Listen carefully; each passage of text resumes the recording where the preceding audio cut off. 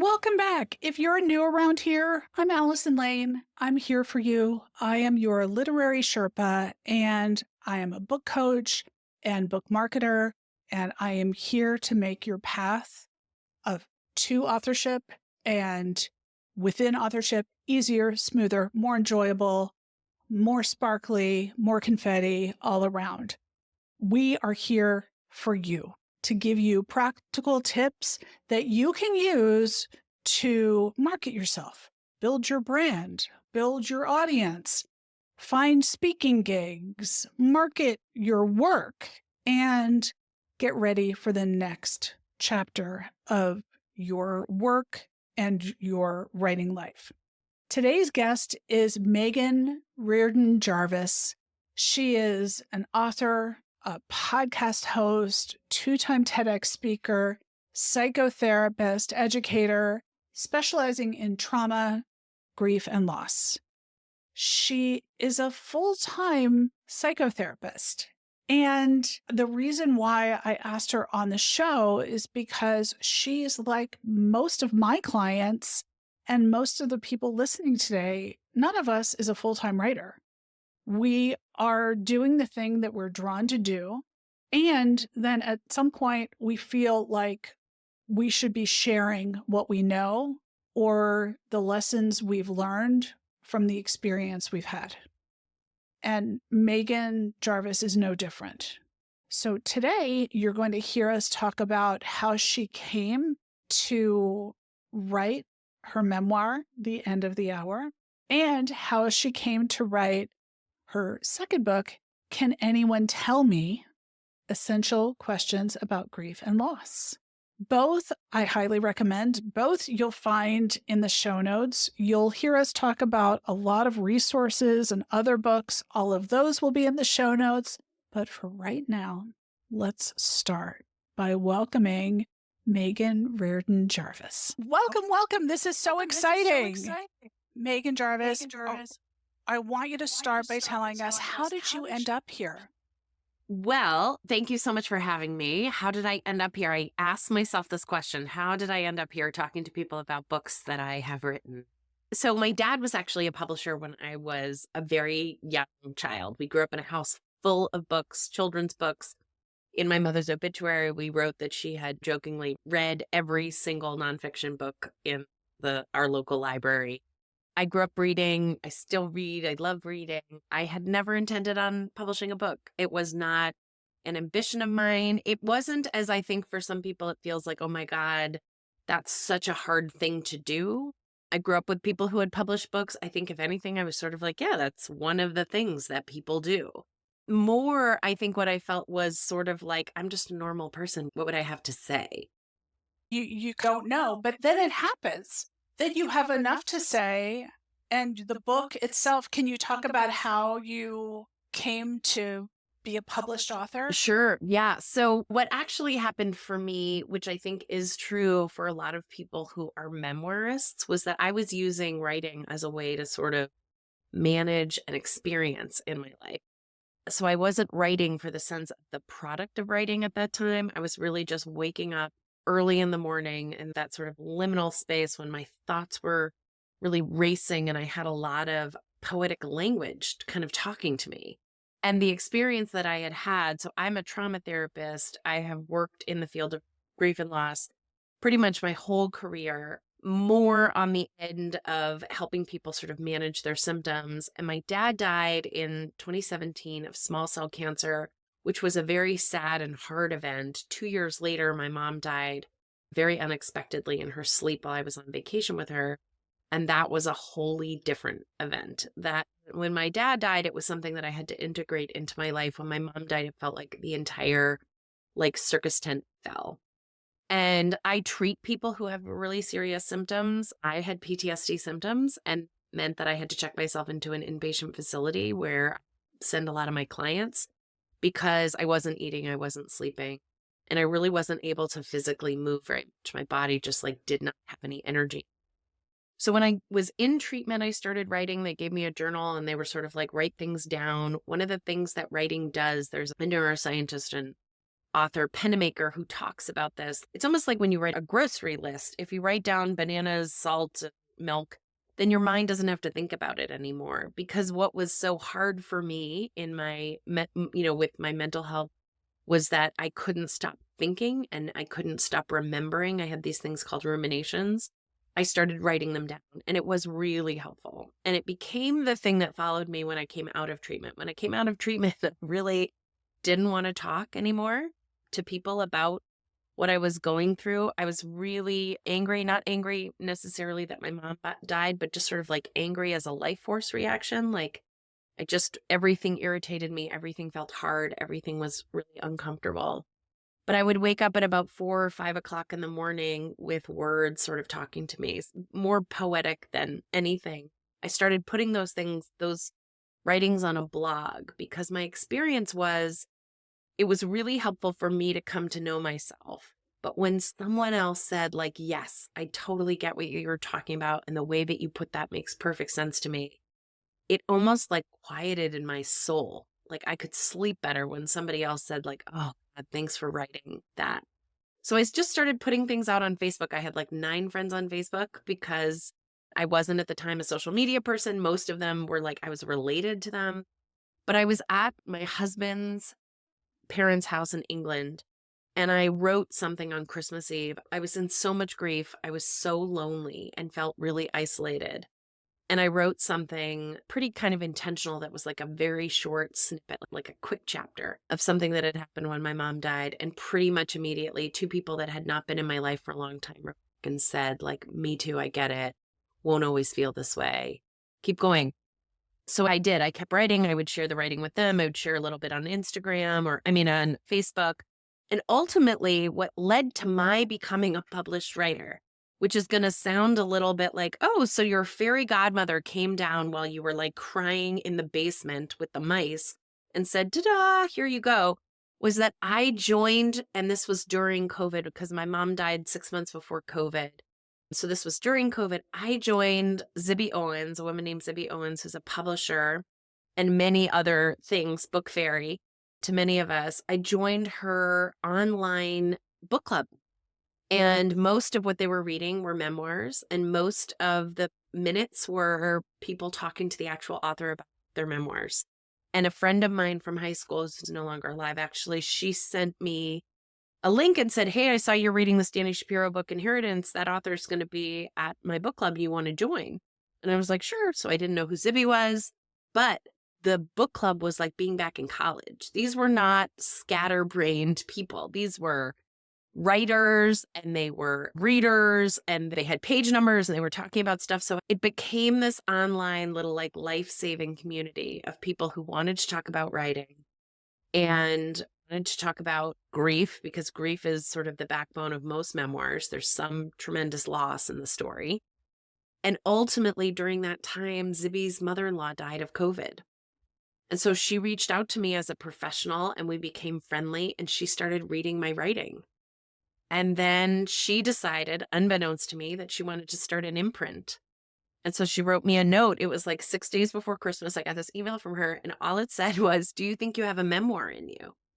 And I turned to my husband and was like, what do you think this means? And he was like, I think it means what you think it means. Like, it sounds like she wants you to write a memoir. So I called her and she said, yep, I'm doing this thing. And ultimately, that is not what happened. She didn't start that imprint, but it started the ball rolling. And so I worked with editors from her team for a year, writing what became the first drafts. So I didn't do the hard thing. That's not that what I did wasn't hard, but I didn't do the thing where it was like I created the mess myself and then brought the whole thing to somebody else and said, does this make any sense? I had people with me all along sort of saying like, hey, what about a chapter about this? Or I think you're focused too much on that, or this is really long, or what if we cut half of it? I had 2 different extraordinary editors who basically taught me how to write. And ultimately, I wrote a draft. And then by the time I was done writing my very first draft, Zibby had started a publishing company. And my book was one of the first ones that she bought. It was July 4th weekend, and I was in England. And she said, hey, can you call me? And I called her and she said, we'd like to buy your book. And that is how all that started. So I didn't have an agent. I really didn't know anything about the book world or how books get bought or sold or any of that stuff. I had to learn. And from that, I ended up getting an agent, Joy Tutola at David Black, who's the most extraordinary human and such a good friend, and pitched a second book, which is a clinical book, something that Zibby's team, they don't do at Zibby Books, but she was just a very, again, a fairy godmother, a real believer. The clinical book that I wrote, which is called Can Anyone Tell Me? So this is End of the Hour. So everything about this, the cover, how the title was written, all of that was Zibby and her team. It's just a little bit over a year old. And this book, Can Anyone Tell Me, came out this past November.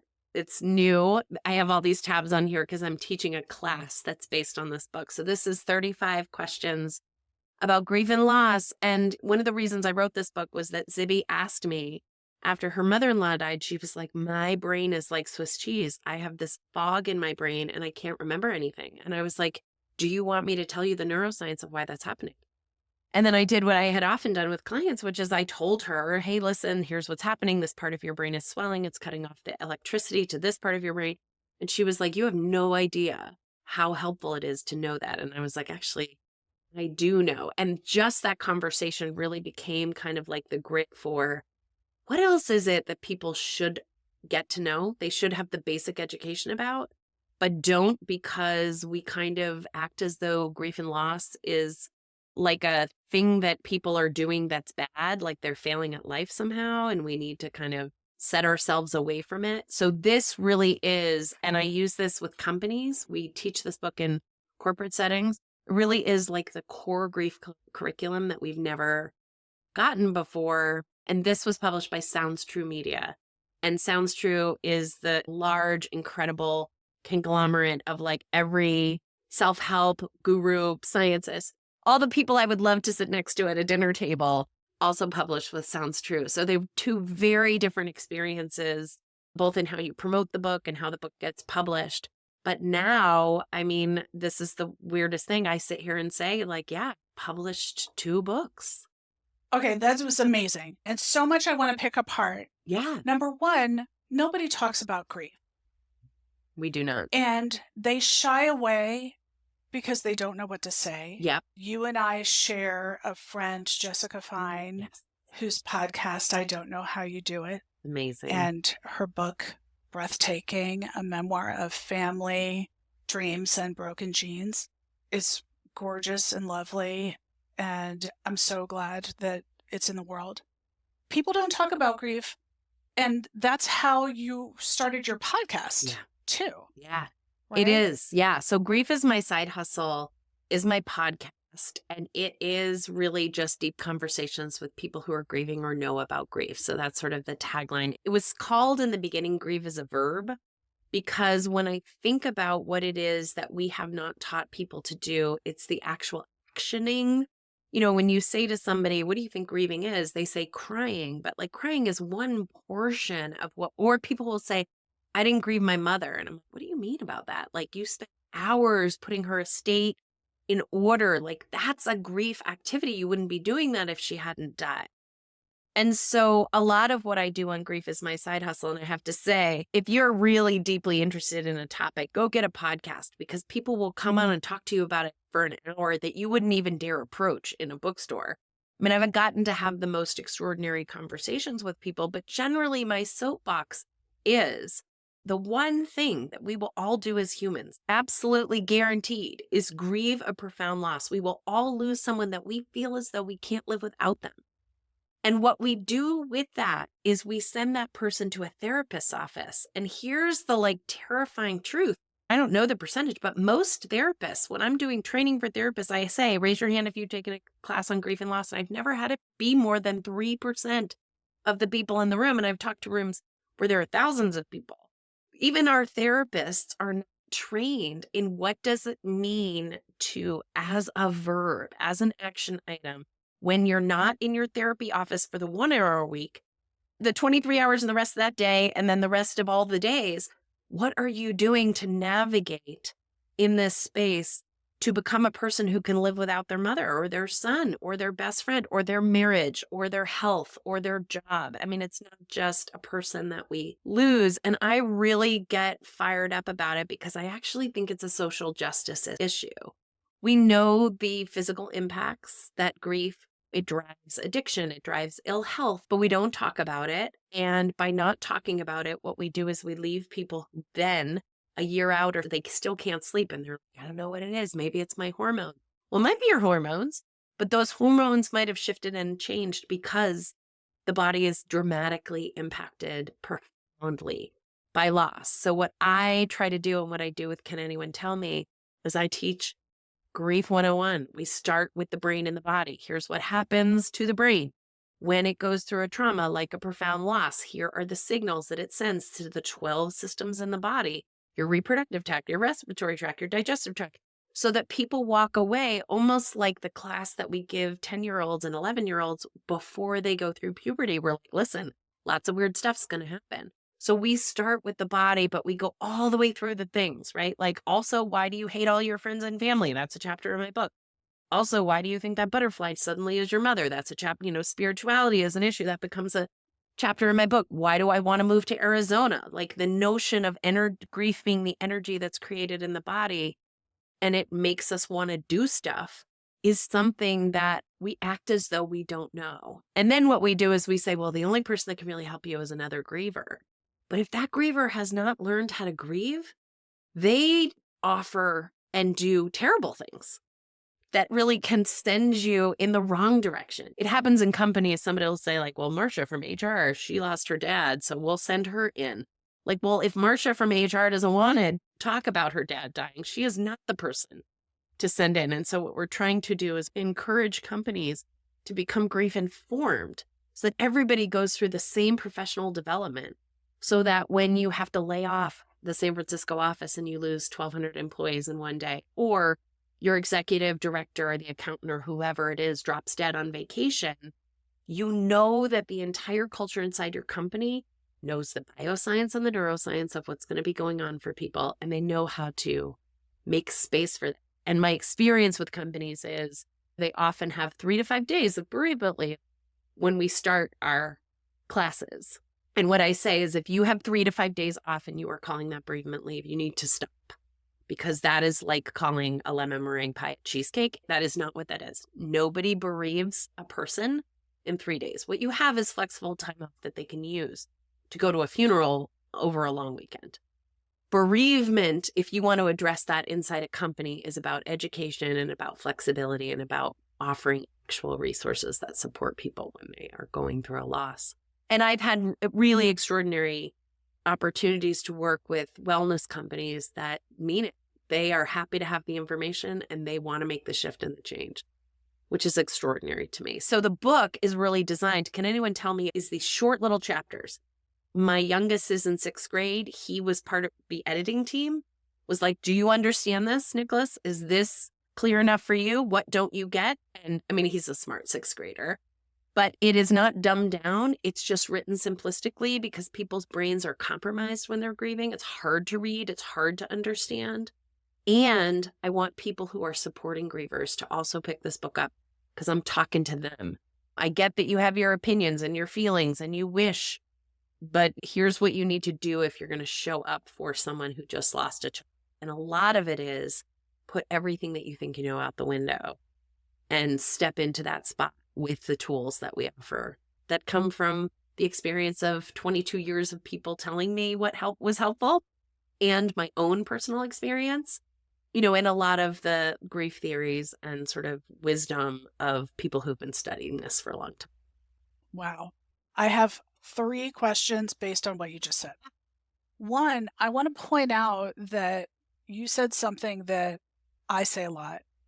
And I think that it goes back to you lost your mom in a totally unexpected way.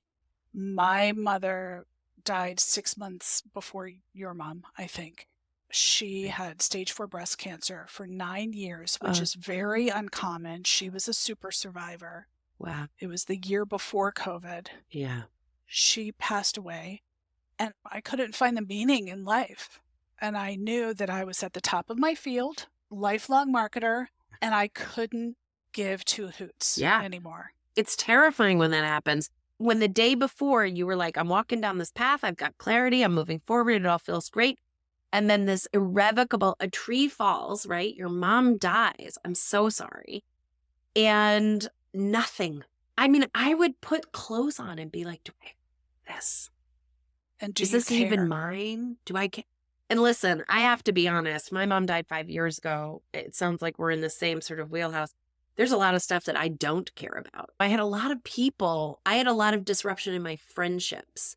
I had a lot of people who were like, would say to me, and they didn't mean it to be painful, but they'd be like, we're just waiting for you to like come back. Listen, I have never come back. I'm not coming back. I don't go to back to school night at school because I think it's bullshit. I don't know what it's for. I have 7 minutes to learn from my kid's English teacher. If I've got questions, I understand people like it. I don't go anymore because I don't think it's for me. It's not, I used to go because I felt like I should go. But there's a lot of stuff where I'm like, you know what? I have a limited amount of energy to show up into the world with. I'm not driving 30 minutes out of the way to take 15 minutes to try to park, to be judged by other parents and learn nothing about my kids' classrooms. I rushed into my daughter's back to school thing. She's a straight A student, but I only went because she begged me to. She wanted to hear what her teachers would say about her. Sure. And I forgot to wear shoes. Yeah, I do. I wore my slippers. One of the things that's true about profound loss. So again, when my dad died, it impacted my life and it was very sad. And there were elements that were very hard, but my life stayed my life. When my mom died, all the furniture in the house got rearranged. And in fact, I moved out into the shed for a while. And when I moved back, there are some rooms I don't even go in anymore. And we had to make an addition. So I do not have the same life that I had before my mom died. And what I think is really tricky about it is that there's a period of time where you have to become that, right? So it's almost like walking into a restaurant when you're hungry and then being like, yeah, you can have a meal, but you got to be the sous chef and the chef. So good luck. And the server. And you're like, well, it's going to be bad because I don't know how to cook this. And it is, and it is bad for a while. It's kind of bad. And there are people on the outside that are like, are you sure you're doing it right? And it's like, no, I'm not sure I'm doing anything right. Nothing feels right. Nothing tastes right. Nothing looks right. Nothing. And it's so important to me. And part of the reason I wanted to take the path to publishing a book was that I think those books are the like callback from the people that are a little further down the road. You know, there are some statistics like most people do survive profound loss, even though like we were talking about Jessica Fine in her beautiful book, like everyone in her family dies, including one of her children. It is impossible. And people say it all the time. And it's so hurtful when they say it like, oh, I could never, I don't know how you survived it or whatever. Like nobody knows how to survive it. We are all winging it. It's like we jumped into a 17-wheeler truck without a license and we're just trying to get all the stuff, all of ourselves down some highway, but we have no idea where we're going. And that shifts and changes, but it's hard to know when that's going to shift and change. And some of it stays with you forever. And I still have mornings where I wake up and I'm like, what am I even doing? What is the purpose of any of this? And I feel really lucky that my soapbox is one I am so deeply passionate about. I had so much trouble with the loss of my mother, and I have 2 master's degrees and decades of experience and really complicated certified trainings in working in the space of grief. And I still went down as hard as you could go down. So to me, I feel like there should be rolling classes at every community college, every workplace, synagogue, church, grocery store, YMCA, every hospital, everywhere you go, there should be a basic grief education class. Which you need before you're grieving. You need it before you're grieving. That's exactly right. Because when you're grieving, and this was what I teach a lot about, your brain is deeply compromised. So when you are in trauma, it's like those old Roadrunner cartoons where like one of them gets hit by a frying pan and they're like, oh. That is actually more similar to the experience that you're having than what you look like, which is you look fine, your sweater's buttoned. But the way the brain is compromised is similar to having a concussion. I happen to have a son who is a goalie. He's had 2 significant concussions in his life. And when we went to the doctor, we walked away with leaflets of what to do. Here's what you do. You keep the lights low. You don't do electronics. You make sure you drink lots of water. You don't wake up from sleep. You stay sleeping. I mean, there's a protocol. And you got a whole leaflet? I got a whole leaflet. Look at that. But in grief and loss, what we say is like, oh, I'm so sorry. But that's not what I say. What I say is, are you sleeping? Are you able to eat? Is there anything that anyone's doing that's feeling supportive or helpful? Is there anything that is like too overwhelming? How are you with like noise and light? And I'm just trying to get a sense of like, what's it like to be in your body right now? And when people are able to read, I often recommend to them Dr. Mary Frances O'Connor, who's a good friend. She wrote a book called The Grieving Brain, which really just talks about how profound loss is this overwhelming, meaning you got to do it really fast. I equate it to being like, my dad was dying. It was like every time I saw him, he looked smaller and less well. And so my brain was taking that information. He went from being like 250 to 140. And so it was like, this man is dying in front of me. And so it was like little sips of grief every time I saw him.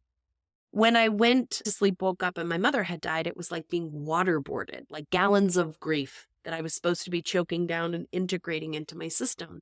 But what Mary Frances really teaches us is that the brain has to learn that this attachment, this thing that you at the moment don't know how to live without, you've got to learn how to live without it. And it's really, really disruptive. It feels terrifying for some people. It feels exhausting to other people. But what my job and my team's job is to help people figure out how to actually do it. I have something called the Grief Mentor Method, and we give people 6 core components. So it's like if you woke up in the morning and you said, I want to become a vegan. And I was like, great, today we're going to add more plant-based products. We're not going to take the meat out yet because that will be too hard for your system. This is like that. You want to become a griever. Actually, you don't want to. Nobody wants to, but you need to. What are you going to do today? And so we give people sort of like 6 core components, and then they get to decide. You know, people talk a lot about yoga and yoga being supportive. People who talk about yoga don't often know that yoga has like 16 different core types of yoga. Like Bikram yoga isn't the same as vinyasa flow. But people will try yoga and they'll come back and be like, why does anyone say that yoga is a good thing? It's the worst thing. I never want to do yoga again. And what I say is that is such great data for us in your grief practice. Yoga's out. So should we try meditative on a mat practice that doesn't involve any movement? How does that sound? Because people have instincts and they'll say things to me like, I don't know what's going on. My sister died and I haven't played the violin in 12 years. But I just like found myself pulling the violin out from underneath my bed. And I'm like, yeah, because your grief would like to use movement to move it through your body. So let's go. Go get that thing tuned. And when people don't often have instinct, the people who I think are challenged the most are women. And maybe women in their 40s and 50s who have been raising children, who maybe are caring for parents. Taking care of everyone else. And so when you say to them, what do you want for dinner? They're doing this math in their head like, well, I have a chicken and I could cook. Or I think Peter's going to want pizza. They're not answering what do they want for dinner. They're answering what is going to be possible and easy and simple for everyone else. That doesn't work in grief. You can't make your grief convenient for other people. You got to do it for yourself. And so there are some people who really need these guideposts. Personally, you and I have never met, No. never talked, but clearly we have to because I now love you. After my mom passed 5 years ago, and it took me a whole year of feeling like I was going to burn down the world, and I just could not care one poo about Zero. anything. Zero. And I quit my big time, comfy, great healthcare, PR leadership job 2 weeks before COVID. Oh, mercy because Jesus. I just couldn't. Because you were all done. And I had started helping women in their 40s and 50s and 60s and 80s pitch their books, land book deals, launch their books, because I felt like it should be easier. I want to talk about how you're feeling like this should be easier to learn about drove you as an author. It reminds me, and I take a lot of heart in what I'm watching with the menopause movement right now. So the menopause movement is finally getting the backing of people like Mary Claire Haver, a doctor who has been treating clients. She is stepping out into the front and she is saying, hey, I'm going to tell you all the things. I mean, I remember listening to a webinar and hearing that you lose teeth in menopause. And I had never heard that before. I called my sister because both of us, we have fake teeth. And I was like, oh, guess what? That's a menopause thing. You're That's just full of great news. Right. I have 5 crowns. crowns. Yeah, I know. I don't think I can lose anymore. But I didn't know that before. I didn't even know that. So it's not like you can do anything about it. But my sister had had a lot of energy. Like, I used to take good care of my teeth. I don't know what happened. She had all this shame and blame.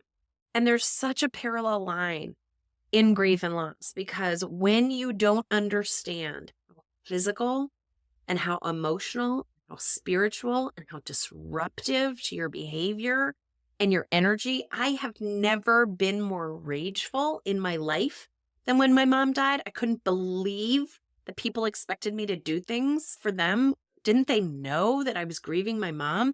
And my husband would say things like, well, no, because you look showered and you look like who they remember. I was like, well, I'm going to go downstairs and tell them about themselves. But just being able to say to other people, oh my God, I just thought I was going to burn everyone alive. And other people being like, oh yes, I also. One of the things that I teach about is like, listen, anger is a fight response. And our biggest threats in life, we respond to with fight and flight and freeze. And so first I hated everybody. Then I got in the car with my SUV with my 3 kids and my husband, and we drove across the country and we didn't stop. We drove around for 5 months. And people would say to me, oh, you're such a good parent. You're taking your kids during this really hard time to national parks. And every single time I would say, this is me grieving. This has nothing to do with that. I cannot sit still. I cannot stop moving. This is what grief is. And I have heard this story from so many people, but you know what happens? Even with therapists, because we were trained this way, particularly when you're working with somebody who's getting sober, let's say. We say things like no sudden movements. Your mother died, but you know what? I know you want to leave your husband, but don't do it. Or I get you've always wanted to move to England and your mom died and you're like really thinking about it, but I think you should wait a year. And I cannot describe to you how much I understand from a cellular level what kind of baloney that is now. Grief is the energy that is created in your body on account of loss. Who is to say that you are supposed to sit still with it? I get that people don't want more chaos and they don't want more, but it's energy. It's energy. When you feel like you're boiling over. Yes. The cover's not going to stay on. Don't tell me to sit still. Now, there are people who are like, I just need to sit still. And sometimes the work that we're doing with them is like, okay, but can you get up and take a walk around the block? Because when you're sitting still, you're still with your thoughts and you're still with your ideas, and they can sometimes haunt you and tell you the wrong things, or they can create isolation and disconnection and make you feel like people don't care about you. So part of what I wanted to do when I started writing books was to say to people, we do know these things.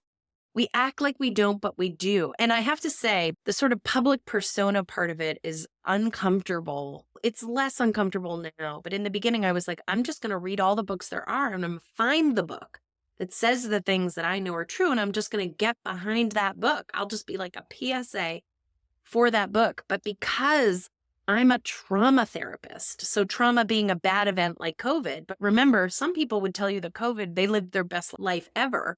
So trauma doesn't mean you get traumatized. I worked with people who were traumatized. So they were mugged, they were in a car accident, they were fired.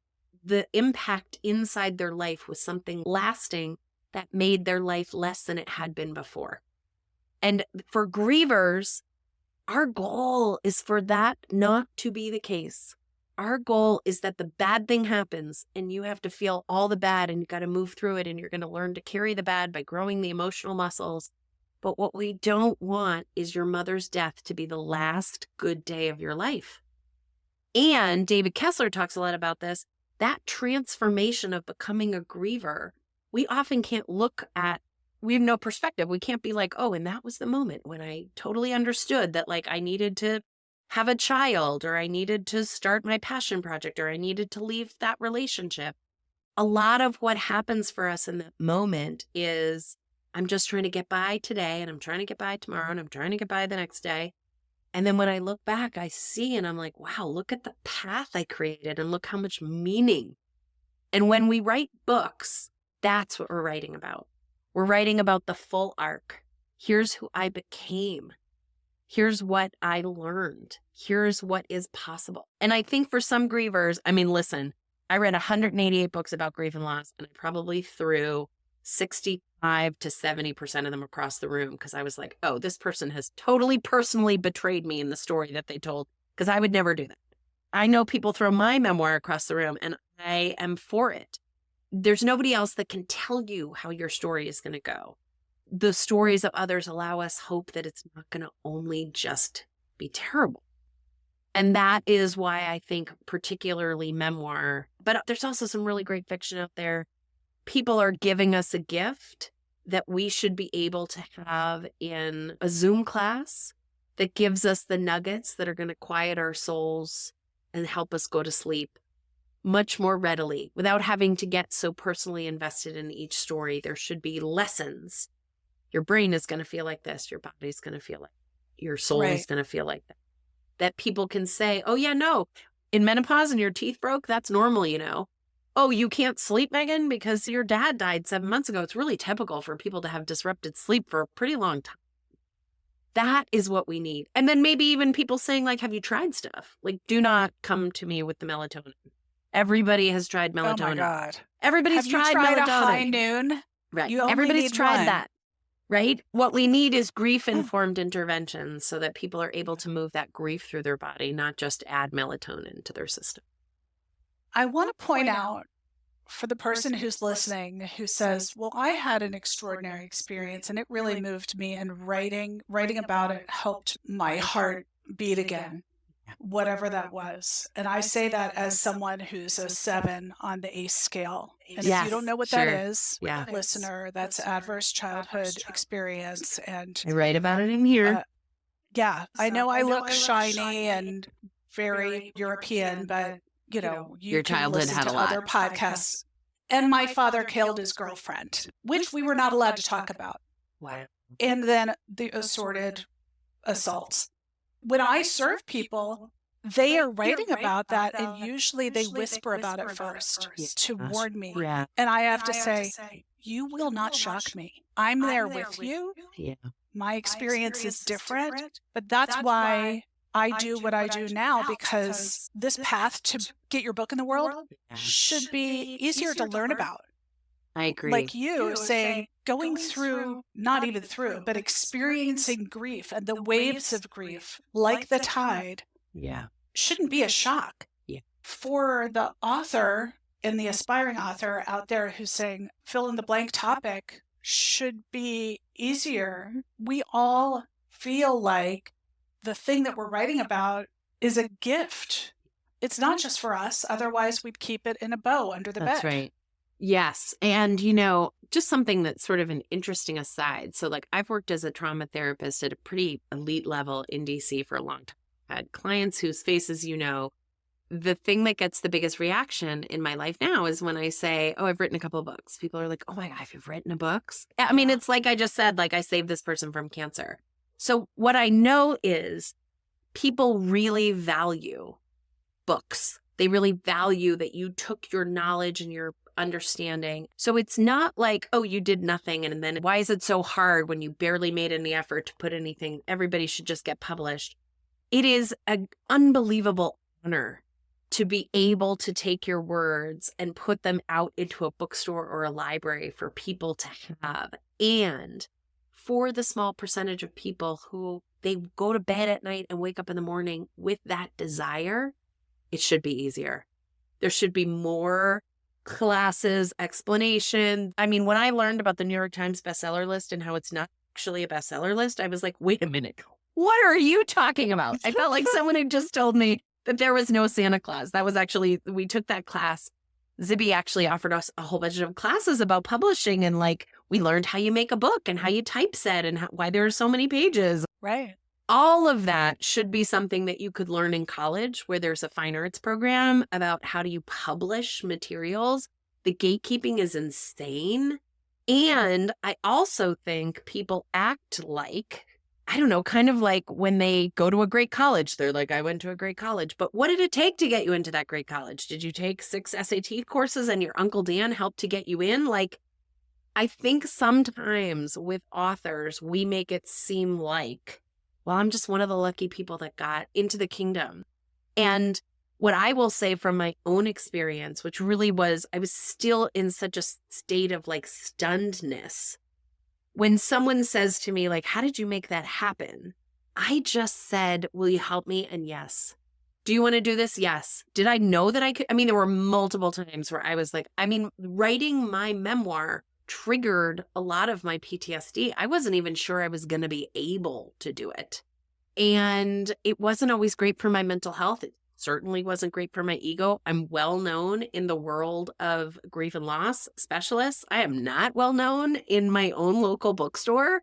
So when they were like, no, you're not well known enough to have a book event here, I was like, wait, what? Like, I don't know who that person is, and they have a book event here. But I think being able to find the people, Jessica's one of them for me, who are like, oh my God, I read your book. Your book meant something to me. How about I introduce you to this person? And before it becomes a book, that there are people, there's your English lit teacher who really believed in your writing. There's your best friend who, you know what, they want to go through every chapter and say, I really liked this and I didn't like that. And so there are people that are going to help you take the next right step. And some of that next right step might mean paying the ticket and going to a writer's conference so that you can be amongst other writers and see what they know. Or paying for an hour of somebody's time and getting their advice and not liking their advice and not taking their advice and realizing, well, that's one way to go, but it's my way to go. Right. And I think that's tricky. I think we think, well, we did the hard thing, which was write the book, but there's a second hard thing for so many people, which is then you got to go get that book a sponsor. You got to get somebody else to fall in love with your work and work with somebody that is going to help you get it out there in the world. And then once it's out there in the world, you got to do all this other stuff to like get people to know it and to buy it. And it can be really discouraging. But I think, again, if you think about it as a parallel line to grief and loss, you are not failing. When this past Christmas, 5 years in, was the worst Christmas I've had ever since my mom died. I was on the verge of tears. I could probably cry now still every single day. Yes. Every single day. I was kind of like, well, no, I've done pretty well during the holidays. I had done pretty well till this year. And this year, every single day was hard. It's still a little hard. But I'm not failing at grief and loss. That's just the way it is. It's just the way it is. I'm not doing anything wrong. It's just this year is hard. And that, I think, is also true about publishing. You're not necessarily doing anything wrong. It's just people aren't buying books today. Or nobody's calling you back this week. Or the process is taking longer to get people interested in this than it did for your friend. I want to say something to the person out there who's saying, but it is hard. And I don't know anybody like Allison or Meghan. And what I would say to you is, but you can. Yeah. You can join my Next Chapter membership. It's $37 a month. Right. We have live Q&A. I help people put together their book proposals, get agents, get published, do media, set up their websites. And I know, Meghan, you're part of Zibby's book club. I'm a Zibby ambassador. Yeah. I love Zibby Owens. Yeah. I've been published in Zibby magazine about grief, which I don't think you probably knew. I didn't know that. Yeah, the part that you're talking about, which is really critical, is, again, I think we don't reach out and we don't spend the money and we don't send the DM and we don't ask because we think it's supposed to be easier. We think, well, if it was meant to be, or if I was doing this right, or if my writing was any good, or if I was meant for this work, then it would be less hard. And what I will tell you is, the thing I think about a lot is this documentary I watched about, I'm not joking, about Beyonce. It's probably actually about Destiny's Child. And You can look at Beyonce and be like, wow, she just happens to be a good singer. That girl has been working since she was like 9 years old. Her mom's been making costumes. She's been taking dance. And I don't mean she's been like in a local dance class. I mean, she's been trying to find incredible choreographers to learn from since she was like 11. So do we have to all work as hard as Beyonce? No. But when we look at all the things that then tapped her when they tapped her, she was ready because she'd been working. And that's the piece that I think about a lot, which is like, I really kind of believe that the universe is rooting for you. Like, why wouldn't the universe want your story out there for other people to learn from? Why wouldn't it see value in the gift that you're trying to give, which is hope and possibility to other people with your story? Why wouldn't it want that for you? But it may not want it exactly on your timeline, and it may not be. There's a beautiful poem by Naomi Shalabai, which is called Missing the Boat. And it's all about this person who's like looking at the train tracks and checking the timetable and wondering where the train is. And then suddenly they hear the boat horn and the boat has left without them. Because if you get it in your mind that you have to go to one of the big 6 publishers and you can't publish yourself because that's, I don't know what, shameful.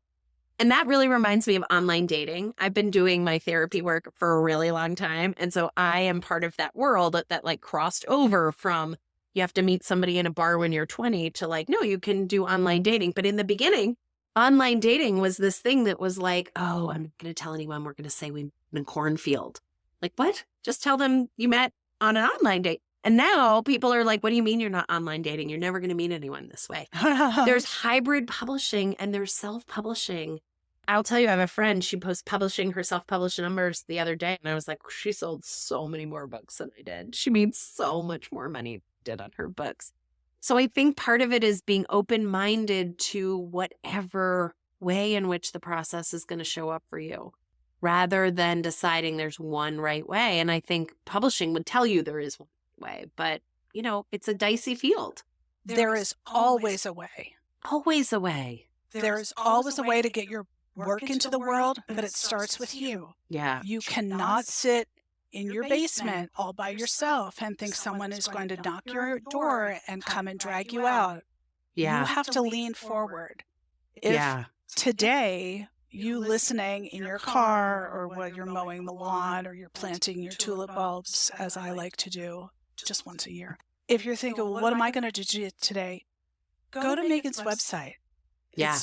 Meghan, can you share your website? Yeah. So it's just my name, and my name is a little bit hard to spell, so it might be easier to Google. Meghan Riordan Jarvis. Come there. You'll see all the stuff that I'm doing. I don't have a writing class that I'm offering right now, but I do have writing prompts that you can come and you'll get them in your inbox on, I think it's Monday mornings. And it's just something mine are grief related, but it's just something to get the juices flowing. I will say this. So I went to a book party for somebody else once, met somebody. When they told me their name, I was like, God, your name is like weirdly familiar. And then of course I went to the bathroom and Googled them and they were like, a best-selling author, like a Reese's Book Club author.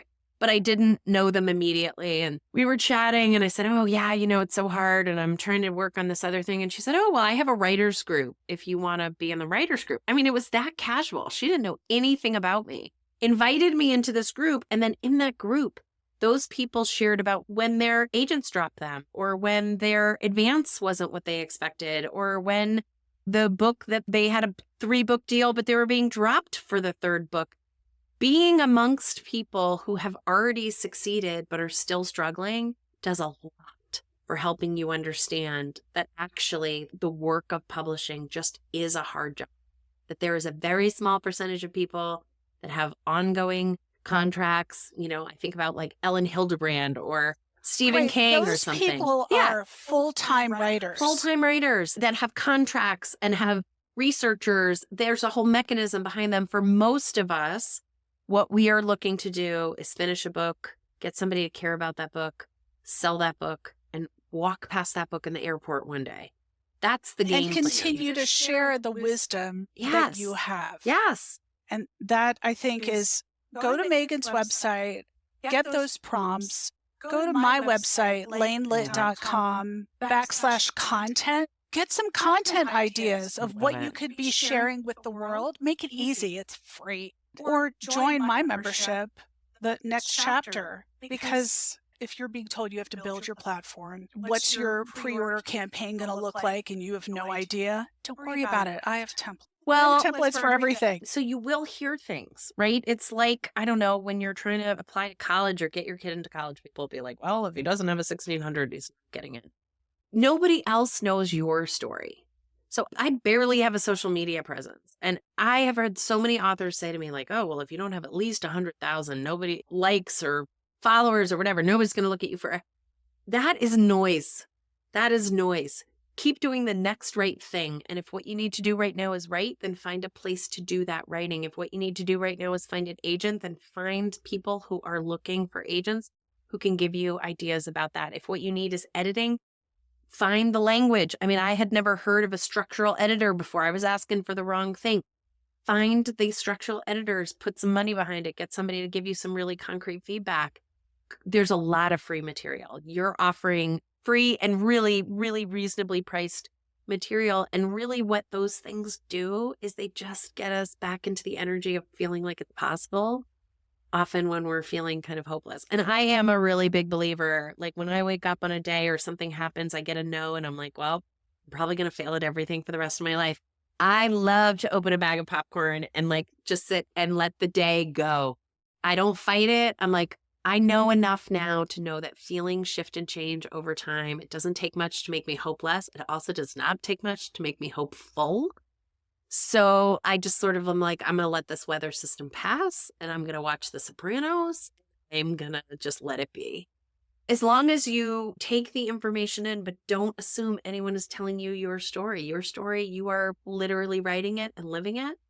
And there is no reason why the universe would not want your story to be included in this whole sort of series of hopes that we get when other people write their books. Because listen, there are plenty of people out there that they're never going to write a book because that is not what the universe is calling them to do. They're going to go save lives and they're going to work on cancer and they're going to paint houses and they're going to work with kids. It is not a random egoistic event to want to write your story. There was a reason why you are being called to do that. And if you're being called to do it, try to surround yourself with people who say, here's just 1% more possibility for you today. Yeah. Meghan, I always like to ask writers, what are you reading right now? Oh gosh, I have trouble reading when I'm writing. So I am writing a novel right now, it's in its second round of edits. I actually wrote these 3 books all at the same time. Don't recommend that for people. It was actually, I think, part of my mental health issue was that I couldn't stop writing. But I wrote a novel that I dreamt. I dreamt the novel and then I wrote it. And it's had some structural editing. It's been seen by a couple of people in the publishing world who gave me really great and generous suggestions. So I am editing and it is so much better on account of those suggestions. But I have a really hard time reading. So what I have instead of a book that I'm reading is a stack of books that I can't wait to read.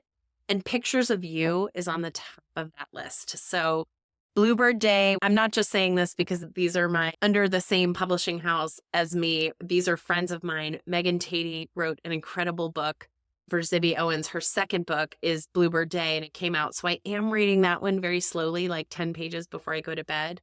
And Pictures of You, which is Emma Gray. And she wrote another really beautiful book that has grief in it that is sitting on my nightstand and was a Christmas present to me. Once I finish editing these next 80 pages and send this back to the team, that's my treat. It's like my little bag of M&Ms in the movies. I'm going to pick it up. Ooh, literary M&Ms. I will put all the links, including a link to Zibby Owens' newly branded podcast, Yeah. Fully Booked with Zibby, So great. which I love, and your books and your prompts, and I've Love got it. everything. Let's end with this. What's one tip you have for the listener today? What can they do today? This is going to sound really dumb, but drink some water. We are in the winter months. Everything hard that we go through emotionally, the writing that we want to do, the conversation we want to have with our spouse requires literal energy inside our body. And that energy flows based on how hydrated you are. So when people say to me, hey, what are the interventions that you love the most? I mean, I drink 4 or 5 of these every day. Drink some water. Drink some water, get outside, take a little walk, move your body, and get back at it. Awesome.